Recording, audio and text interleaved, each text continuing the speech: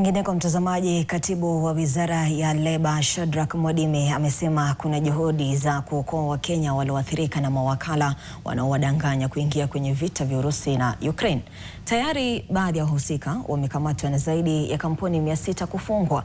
Alihimiza wananchi kutoa ripoti kwa taasisi za usalama ili hatua zichukuliwe dhidi ya wahalifu wanaodanganya raia kwa ahadi za ajira na maisha bora nje ya nchi.